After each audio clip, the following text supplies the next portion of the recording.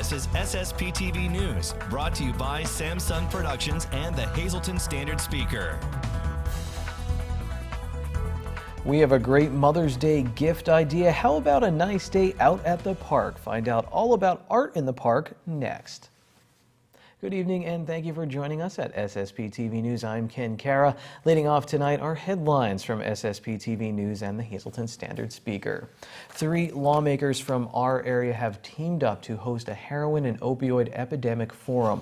State Representative Tara Toohill, Congressman Lou Barletta, and State Senator John Udechak are hosting the panel discussion tomorrow from 5 p.m. until 7 p.m. at the Hazleton Area High School. Panelists include healthcare professionals and law enforcement officials. They will focus on the drug crisis plaguing our communities and ways to resolve it. The public is encouraged to attend. After almost 40 years, the Schuylkill Mall is closing. According to our media partner, the Standard Speaker, tenants received word of the closing yesterday. Tenants were encouraged to leave within the next 60 to 90 days.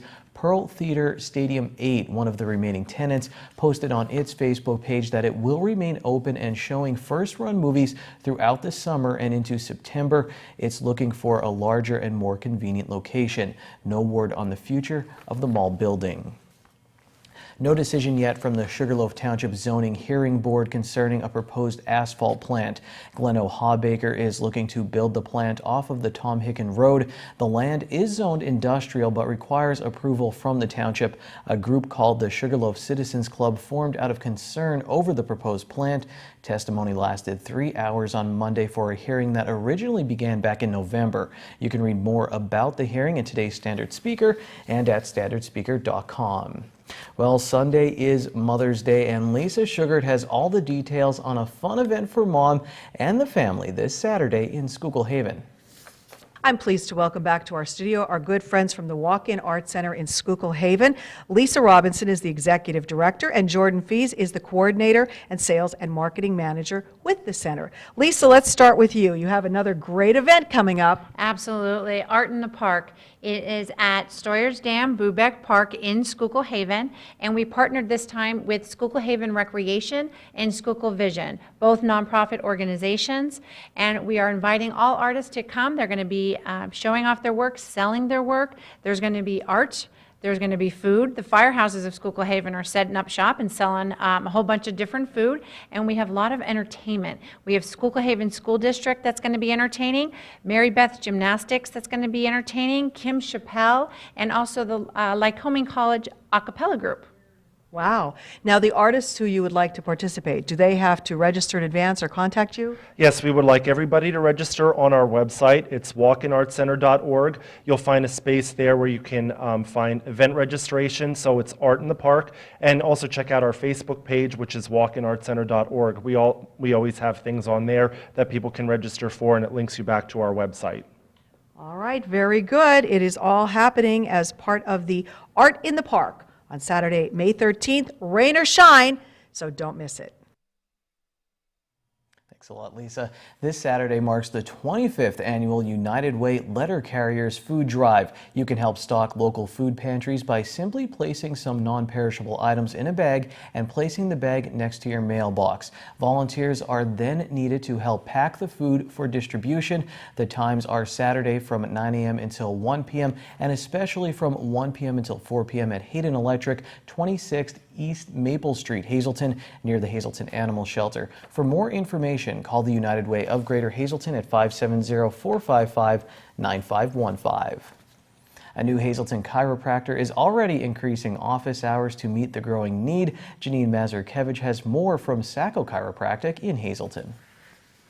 Well, it just got easier for you to come to Sacco Chiropractic because they are going full-time in the greater Hazleton area. I'm back here with Dr. Scott Sacco. He's doing excellent in the market, and we're glad to have you back home, as I keep saying, here in the greater Hazleton area. So I'm assuming the response has been overwhelming since you're moving everything back here. Yes, the response so far, we've been extremely busy. And one of the keys that we want to have is we never really want anybody waiting too long, and we don't want anybody waiting too long also to get in. So we want to get everybody in as soon as possible and as soon as we can.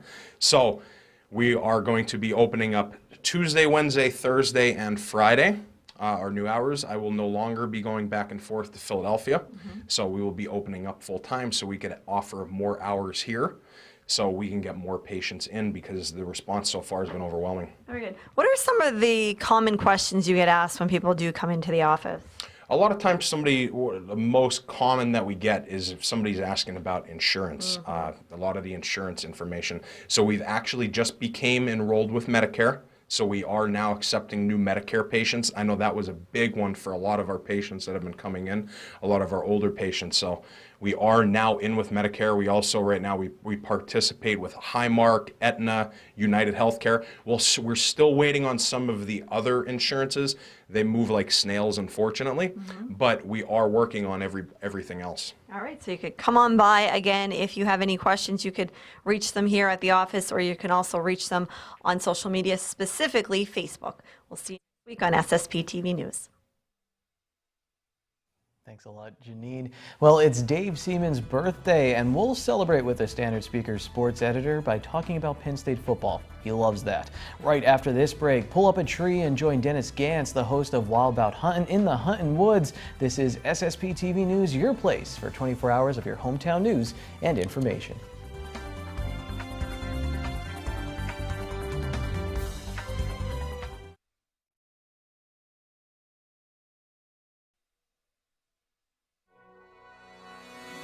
This is SSPTV News, brought to you by Samsung Productions and the Hazleton Standard Speaker. Hey folks, welcome to this week's segment of Wild 'Bout Huntin'. It's been a slow morning. We haven't had any gobbles, so I thought I'd talk to you a little bit about setups, moving through the woods when you're hunting for turkey, how to be safe, how to keep yourself hidden. When you're hunting turkey, the turkey's best line of defense is their eyesight. They can see extremely well, so one of the reasons we all wear camouflage. The other thing is when you're set up and you're calling for turkey, sometimes you have to move. So what you want to try to do is find a tree that's got a big wide base that's going to block your silhouette out as best as possible. Now that's not always the case sometimes, but like the tree that I'm seated up against today is really going to cover me up really well. I have the ability that if this turkey is coming, all right, and I have my gun this way, if he comes to my left a little bit, I can move slightly, all right, and he's not going to see me too much. Keep in mind, any movement is something that's going to alert a turkey, so you have to be careful and cautious when you're moving your gun. Pick your spots. If a turkey goes behind a tree, that's when you move. If a turkey turns when he's strutting and his fan is towards you, that's when you move.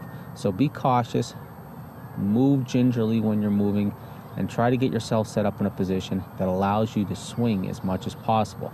If I'm hearing a turkey gobbling out here, I'm not going to want to set the way I'm setting. I'm going to want to turn my body to the other side of the tree. So ideally, if the bird were gobbling over here, I would have myself set in a position like this, okay? Because then what I'm able to do is if this turkey comes in and starts to circle around this way, I can swing the gun slowly without having to move my body almost 180 degrees over to my left here if I absolutely had to.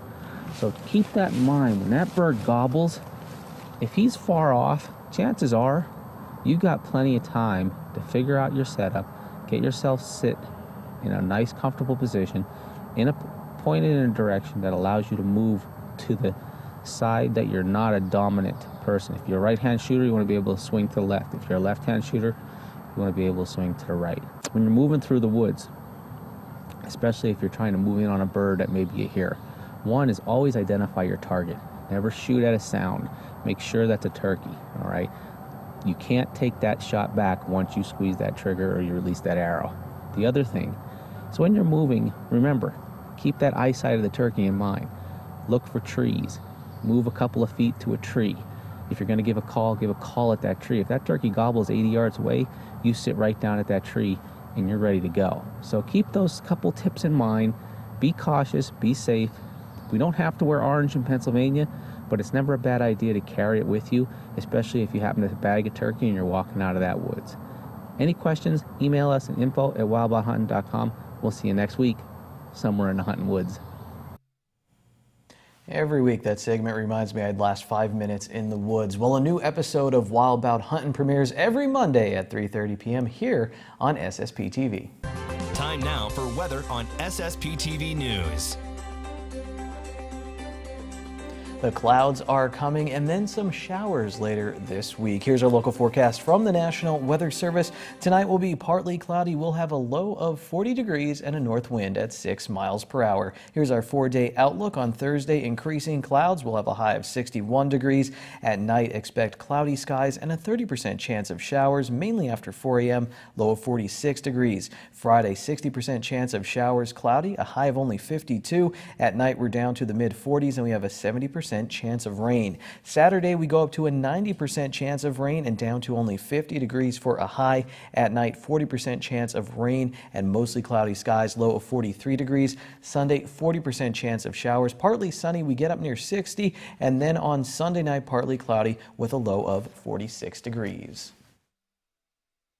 Tonight's weather is brought to you by Valley High Food Drive-In, the area's oldest ice cream and fast food restaurant. We're open weekdays 3:30 to 8 p.m.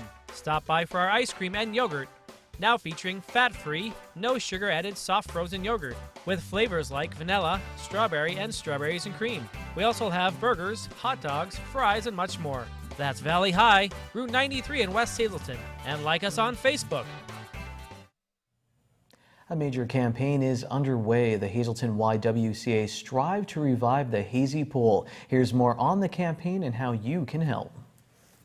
I'm Celeste Samick, the Executive Director of the Hazleton YWCA, and I'm here to talk to you today about our Strive to Revive the Hazy Pool campaign. We're trying to get the community interested in supporting a campaign to revitalize our large pool that we have in this facility. I'm standing in a small pool right now, a hot water pool that we added in a capital campaign in 2000. And the original pool here, the large pool, was built in 1964 and has not been revitalized since then. So our goal is to make it a happy place for people to come and swim, a nice, revitalized, clean pool to swim in.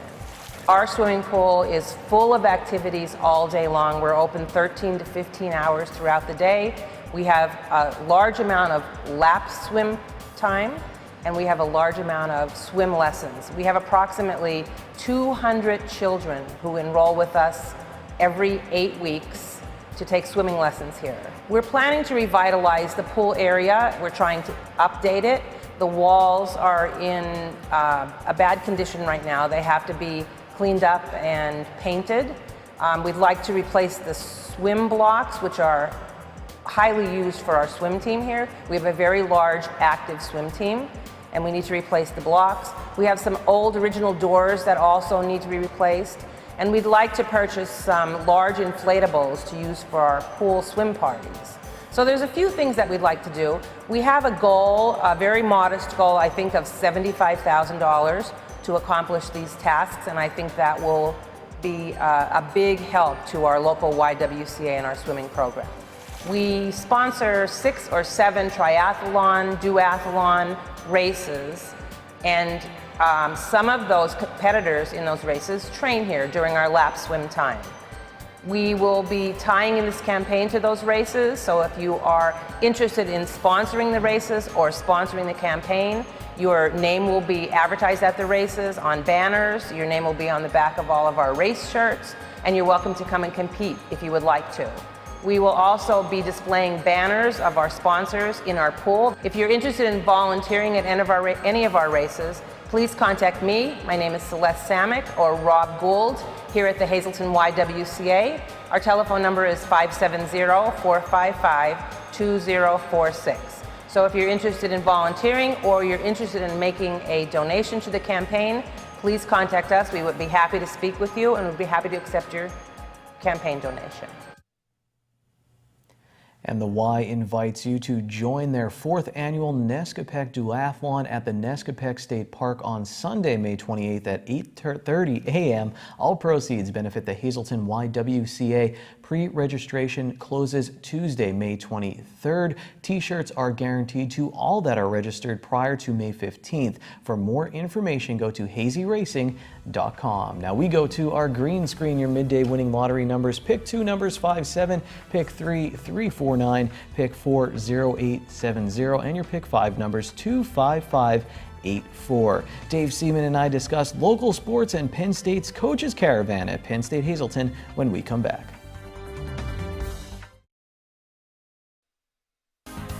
Time now for sports on SSPTV News. This is a very special Dave Day because it really is Dave's Day. It's your birthday. Happy birthday to Dave Seaman, sports editor at the Standard Speaker, and celebrating with us. What a guy. Thank you so much, Dave. Sports really is his life, and let's get right into it, Dave. The Hazleton area track and field team, the boys team, they've been celebrating recently, Wyoming Valley Conference Division I champions.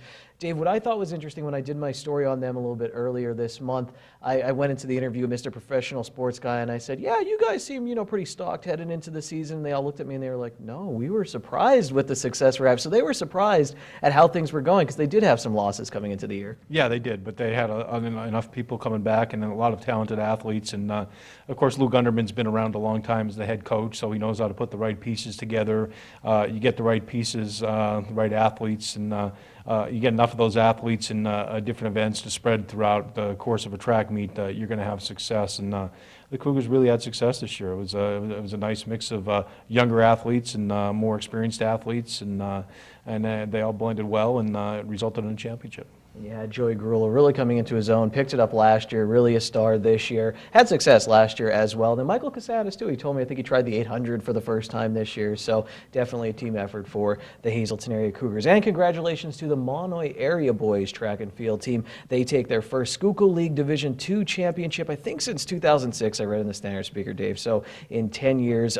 Tony Merchlinsky doing a great job for them. He is a young thrower, and they also have a very young distance runner and Cole Streisel doing well for the Golden Bears, and have to be Dave Holmes has to be happy down there in Bear Country. Schuylkill League Track and Field Championship meet going on today. Make sure you check out SSPTV News and the Standard Speaker for results tomorrow. Dave, I was gone for a week, so what happened? Did I miss anything big in the local sports world, or is it kind of par for the course? I know there's a big wild card race going on in the Schuylkill League in softball between Tamaqua and North Schuylkill, Pottsville. A lot of different things going on. Yeah, we're winding down with the regular season. You should be next week. Obviously, you have the Schuylkill League playoffs in baseball and softball.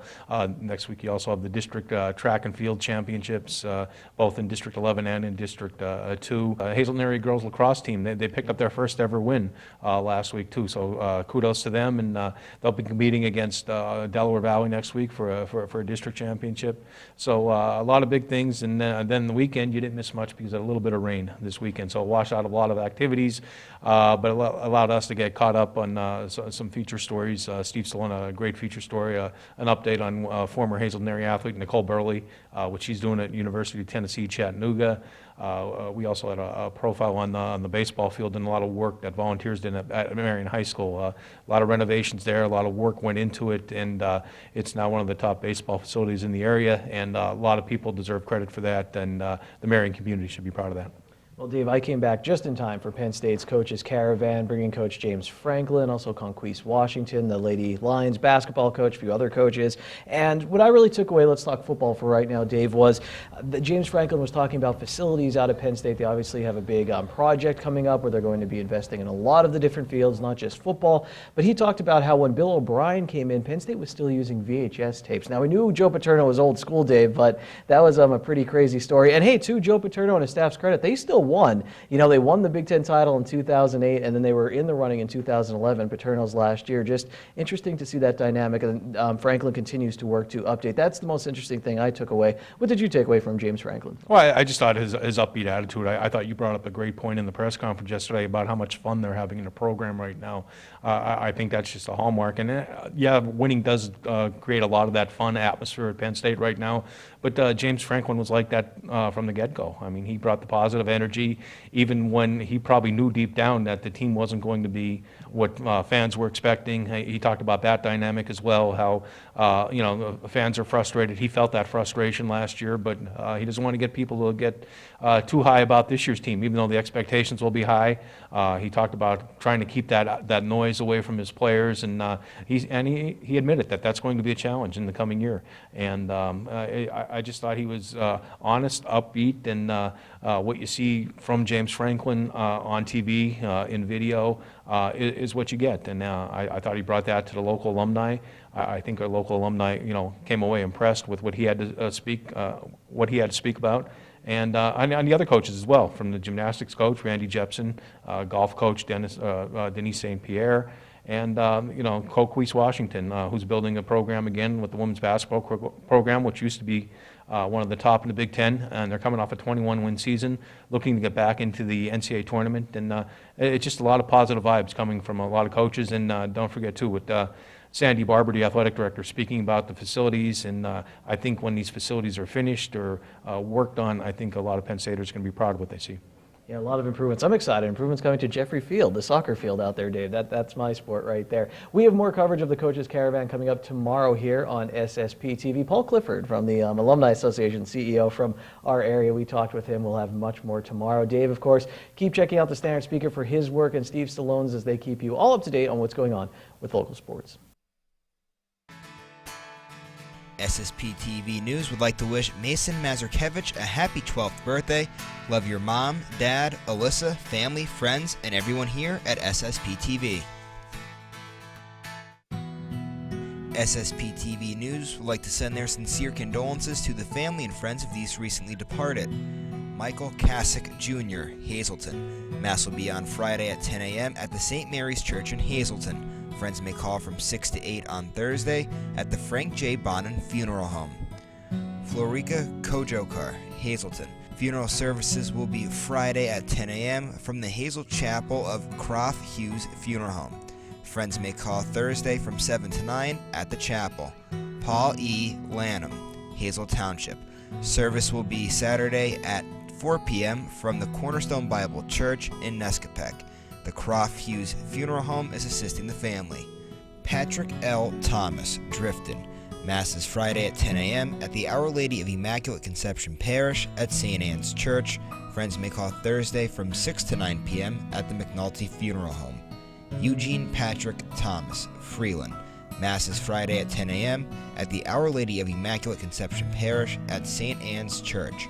Friends may call Thursday from 6 to 9 p.m. at the McNulty Funeral Home. Clementine G. Talrico, Hazleton. The Joseph A. Moran Funeral Home is in charge of the arrangements.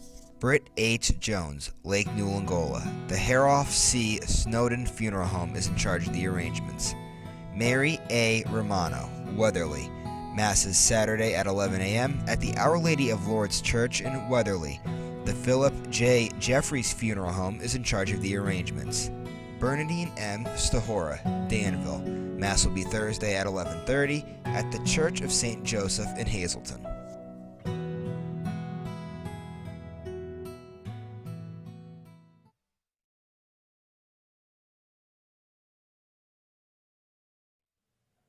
Our studios were a hub of activity today. We had a bunch of Sam Lasan shows, Angela Park interviews, me eating lunch. We'll have details on all of it except for my lunch. It was just a veggie burger on SSPTV News in the coming days. We'll see you tomorrow.